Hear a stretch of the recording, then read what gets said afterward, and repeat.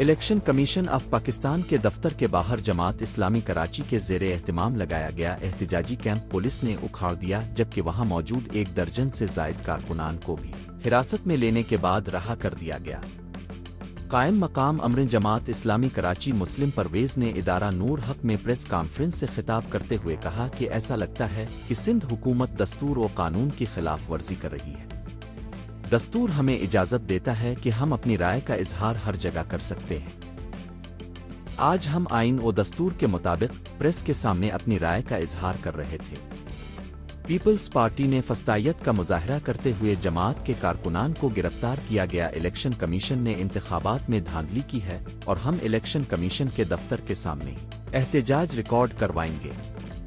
ہم election commission کو باور کروانا چاہتے تھے کہ انہوں نے جو غلطی کی تھی اس کا ازالہ کرے۔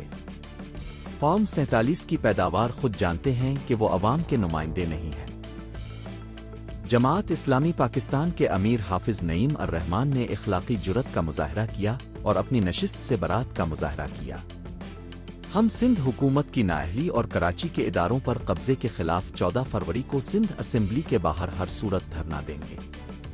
ہم نے پہلے بھی سندھ اسمبلی کے باہر 29 دن کا دھرنا دیا تھا۔ جماعت اسلامی اور سندھ حکومت کے درمیان جو معاہدہ ہوا تھا، اس حوالے سے ایک بار پھر دھرنا دیں گے۔ احتجاج جماعت اسلامی کا جمہوری و آئینی کا حق ہے۔